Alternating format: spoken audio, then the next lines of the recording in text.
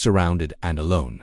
We spent the next week in the barracks sorting out the kit and cleaning the place up. It was typical of the army, its rules for the sake of bloody rules at times. Surely they could have waited till we came back from our much-delayed 3-week block leave. Still, leave came around eventually and I had about £1,000 worth of beer tokens to spend. I headed north with every intention of spending most of the time in a drunken blur.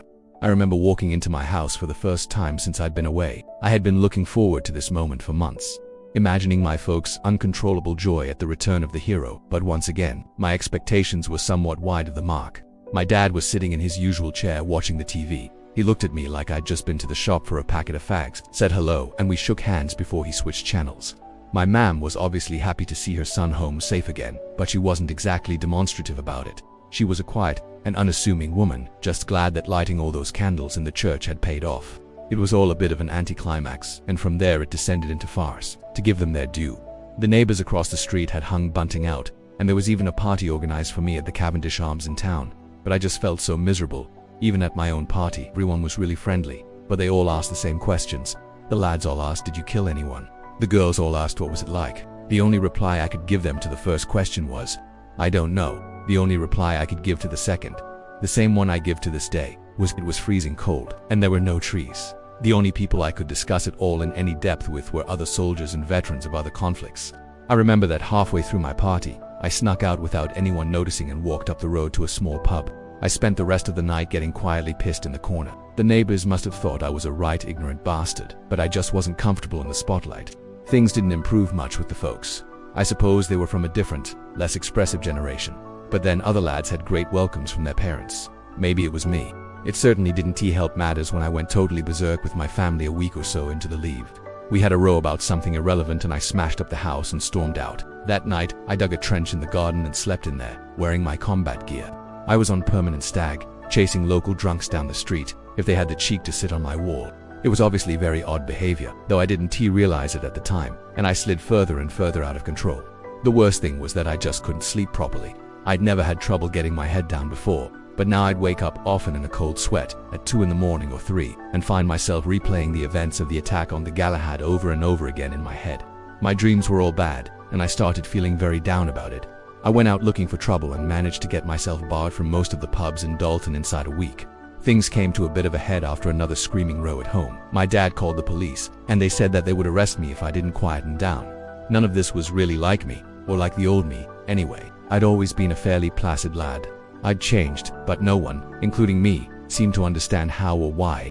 I managed to stay out of trouble for the last few days, but by the end of the 3 weeks, I just wanted to get back to camp to mix with the lads, my mates, who understood what had happened down there in the South Atlantic. I felt like things would be back to normal there. I picked up a paper on the train on the way back down south and was shocked to read about the death of Paul Stimson, a gunner from T Battery and a really good lad. He had been killed riding his motorbike from Curtin to Scunthorpe. A lorry had been parked up on a bend, and Paul had ridden straight into the back of it. What a bloody tragedy, all the more so soon after he had survived the war. It must have been dreadful for his parents. One moment he's home and safe, the next he's dead. A terrible accident. In memory of Paul, his father painted a scene of San Carlos. It took pride of place in the T Battery offices. For some reason, possibly because of my 2 kills, I was chosen to represent the battery as it marched through London in the Victory Parade. It was the proudest moment of my life, wearing my South Atlantic medal for the first time. I'll remember forever the huge crowds cheering us on as we passed up to the Guildhall for a slap-up meal with the Iron Lady herself, Maggie Thatcher. The one disappointment for me was that the Queen couldn't make it because she was away in Canada. Normally she would have taken the salute, but the Iron Lady took it instead. Well, it was her war, her victory, and her country at the time. I was really proud to be a soldier that day. We all were, and I wouldn't have changed that for anything.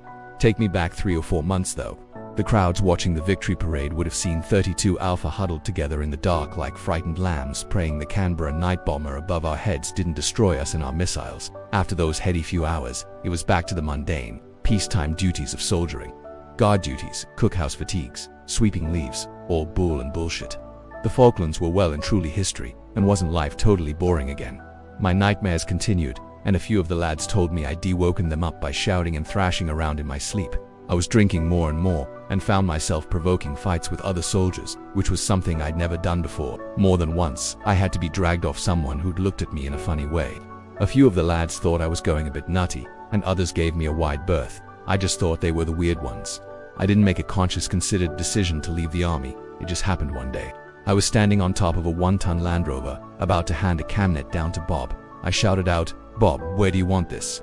Bob shouted back, "Over here, Mac," and I lobbed it his way. I hadn't noticed, but a young lieutenant straight from the factory Sandhurst Military Academy had entered the garage. He was a fresh-faced strip of a lad, bristling with pride and keen to stamp his newfound authority on the place. He looked me up and down and proceeded to give me a bollocking about addressing a senior rank by his first name. A rapier detachment always worked as a small close-knit unit, and during the war we'd all been on first-name terms. I understand the need for discipline and rules, of course, though I still question whether this sort of humiliating dressing down serves any useful purpose. I was wound pretty tight, and I just didn't need this little idiot quoting the Queen's regulations at me. In fact, I was filled with an almost irresistible urge to punch him in the face. I didn't want this rubbish anymore. I felt different now. I felt I'd proved myself in a war. 3-2 Alpha were my mates, Bob included.